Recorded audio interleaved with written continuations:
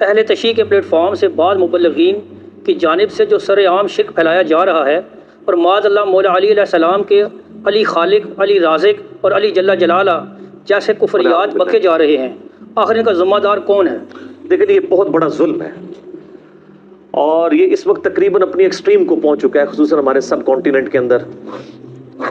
اور اس طرح کے جب بھی کوئی معاملات ہوتے ہیں تو اس میں اولین ذمہ دار ظاہر ہے علماء سو ہوتے ہیں. علماء حق کی نہیں میں بات کرتا.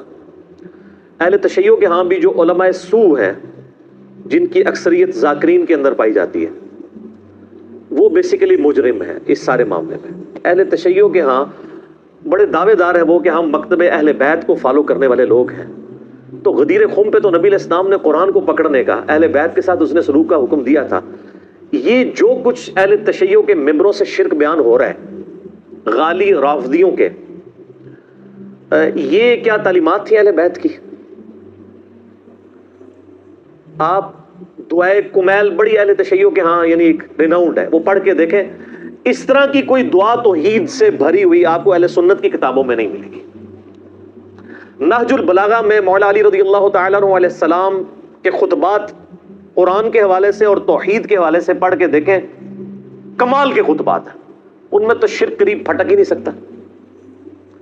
پھر اصول الکافی جو حدیث کی بنیادی کتاب ہے اہل تشیع کے ہاں، جس طرح ہمارے ہاں صحیح بخاری اور صحیح مسلم ہے، اس میں اگر آپ شروع میں چیپٹر پڑھیں کتاب الکفر والایمان، سر اتنی گاڑی توحید ہے اور اتنی ننگی تلوار ہے اس میں توحید کی کہ اس طرح کی آپ کو سخت احادیث بخاری مسلم میں نہیں توحید کے حوالے سے ملیں گی.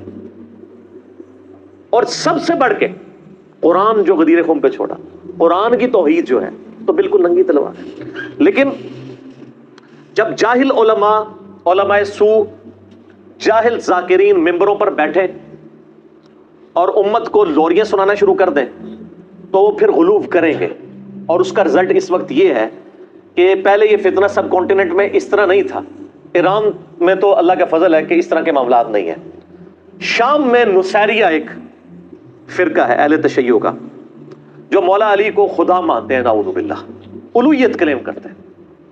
اہل تشیع کے علماء نے ان کی باقاعدہ تکفیر کی ہے.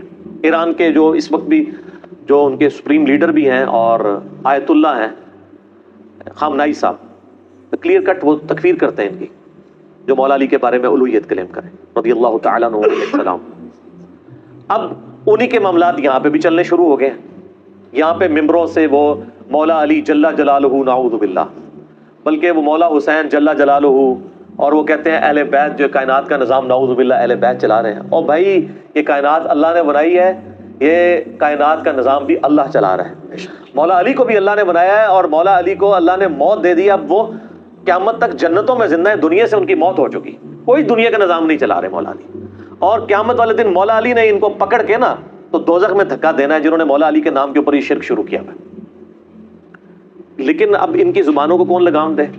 اب کچھ عرصے سے اہل تشیع کی میٹنگز ہونا شروع ہوئی ہیں. ان کے جو بڑے بڑے علماء ہیں نا، انہوں نے باقاعدہ کانفرنسز کال کی ہیں، باقاعدہ ریٹن فارم میں انہوں نے کفر کے فتوے نکالے ہیں ان جو نصیریہ ٹائپ کے جو اہل تشیع میں غالی اور رافضی موجود ہیں کہ بھئی یہ اسلام سے خارج ہے. اگر یہ علی کو خالق، علی کو مالک اور علی کو رازق ماننا شروع کر دیں گے تو یہ تو مولا علی کی سکھائی ہوئی توحید کے ہی منافی ہے.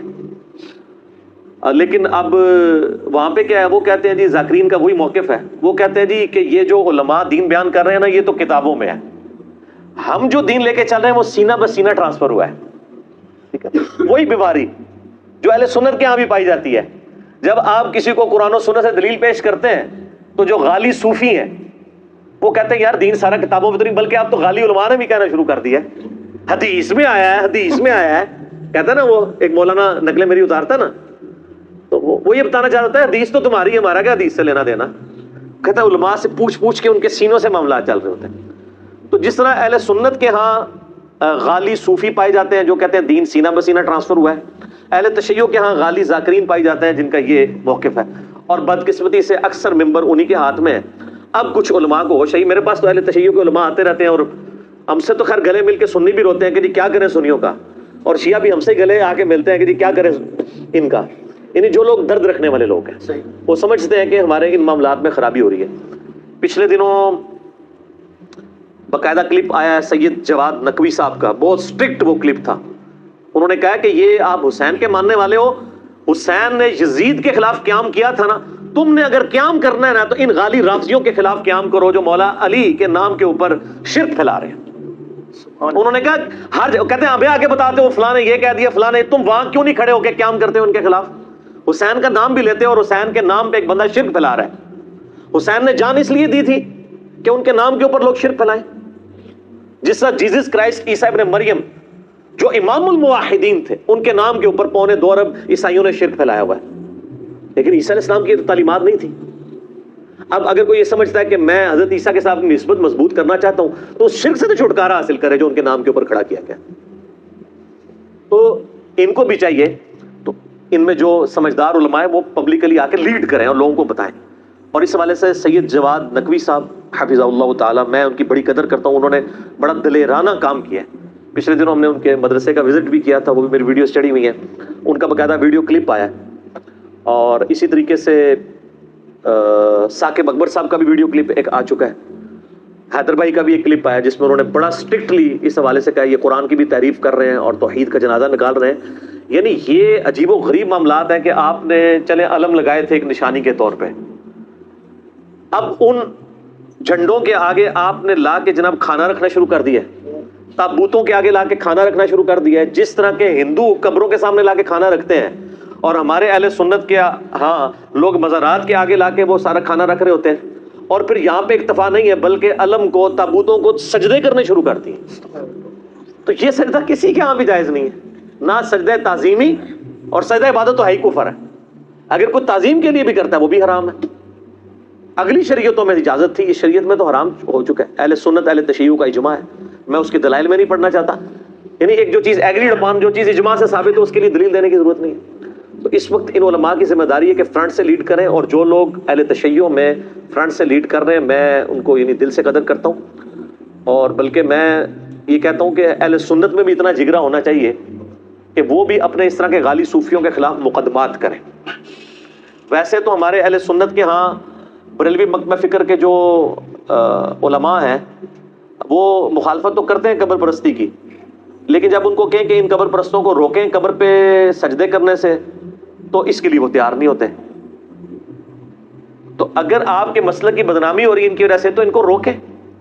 لیکن اہل تشیع اس میں ایک سٹیپ آگے ہیں، وہ ان تمام علماء کے خلاف باقاعدہ کورٹ میں مقدمے کرتے ہیں، ان کو جیلوں میں ڈلوایا ہوا ہے جنہوں نے یہ نعرے لگوائے ہیں علی رازق علی خالق نعوذ باللہ. اہل تشیع نے باقاعدہ ان کے خلاف مقدمے کیے ہیں کورٹ میں جا کے، اور ان کو جیلوں میں ڈلوایا کہ ان کی وجہ سے ہمارے مسلک کی بدنامی ہو رہی ہے، یہ ہمارا عقیدہ نہیں ہے. تو یہ بڑے جرت والا کام ہے. اہل سنت میں بھی لوگوں کو سامنے آنا چاہیے. اگر ہم سامنے آئیں گے تو ہمیں تو آپ ویسے ہی ہم آپ کو برے لگیں گے کہ آپ تو مطلب ہمیں غلط سمجھتے ہیں. آپ خود جن چیزوں کو غلط سمجھتے ہیں ان کے لیے تو آپ سامنے آئے نا. ہم تو نہ شیعہ کے اوپر مقدمہ کریں گے نہ سنیوں کے اوپر، ہم تو اپنا مقدمہ عوام کی عدالت میں پیش کرتے ہیں. کیوں؟ کیونکہ نہ میں وہابی نہ میں بابی، میں ہوں مسلم علمی کتابی.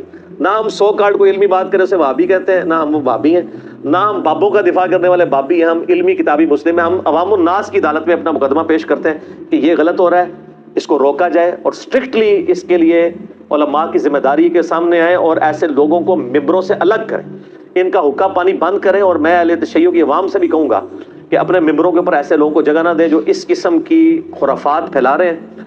اور وہ ائمہ اہل بیت جو توحید کے امام تھے، جنہوں نے توحید کے لیے کہ دفاع کے لیے اپنی جانیں دی ہیں، انہی اماموں کے نام کے اوپر آپ شرک کھڑا کرنا شروع کر دیں.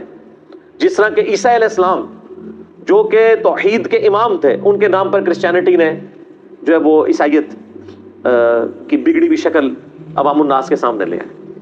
باقی ان ہستیوں سے ہمیں ظاہر ہے کوئی نہیں، ان ہستیوں کی محبت تو ہمارے ایمان کا حصہ ہے اہل بیت کی، لیکن محبت میں یہ غلوف نہ ہو کہ ان کو خدا کے درجے پہ فائز کر دیا جائے. ہم دنیا میں ہر ہستی سے محبت کس کی وجہ سے کرتے ہیں؟ اللہ کی وجہ سے. جامع ترمذی میں حدیث ہے، اللہ سے محبت کرو کہ اس نے تمہیں نعمتوں سے نوازا ہے، اور مجھ سے محبت کرو کیونکہ میں اللہ کا رسول ہوں، اور میرے اہل بیت سے محبت کرو کیونکہ ان کی نسبت میرے ساتھ ہے.